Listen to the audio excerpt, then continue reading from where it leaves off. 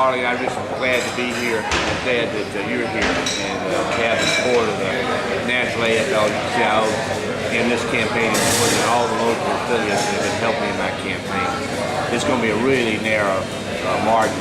It could be as narrow as 20 to 50,000 votes. So every union member that can get their family and their friends to vote for me will make a difference. Probably will elect me or not. The stakes are just too high to let that opportunity go by. The things that you could really help me with, members could help me with, would be to do the leafleting at your work site. And they were doing that.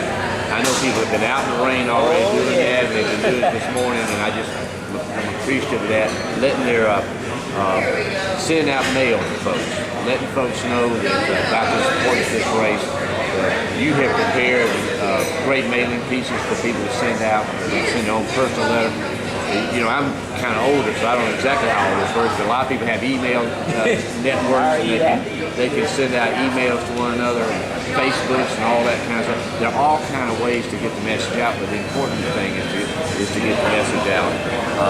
Phone banking has been really important. People like to be asked. I try to ask everybody I meet to vote for me on November 4th. Vote early if they can. But we got to ask people. A lot of people just want to be asked. Having somebody call them and on the phone and have a conversation with them about the importance of this campaign and ask them really will make a difference.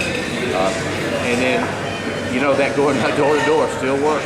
I've been going door to door, and I've been really amazed by people that you would assume, I'm not going to go to that house. I know that house isn't voting for me. And I go up to the door, knock on the door, and they'll tell me a story about how they've lost their job, or they need health coverage, or they're concerned about their children being in Iraq. All those things, unless you make that effort, you don't really start that voting. Now, the one thing I do is, if it's a big dog in the front yard, I don't go up to the door. Anybody, they're relieved, but there's a big dog, they don't have to go to the door. But if every other door they can go to, that would really help me. Zachary Chambers has been awful. He's been awful for this state. He's been awful for this country. He beat Max Cleveland in the most cowardly campaign that's been run in this country. And we need to send him home. And I'm working hard to do that. And I just want you to know how much I appreciate all the great help you've given. Well, we are going to continue that help, and we cannot wait to get there and become a U.S. Senator and be part of that 60 that we're going to have to help us do what's right for working families and all their communities in this country.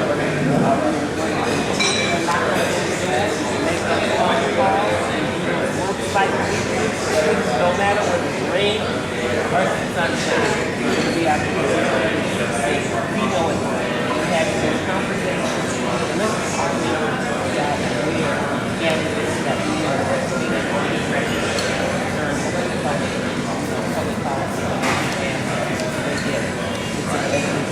especially about the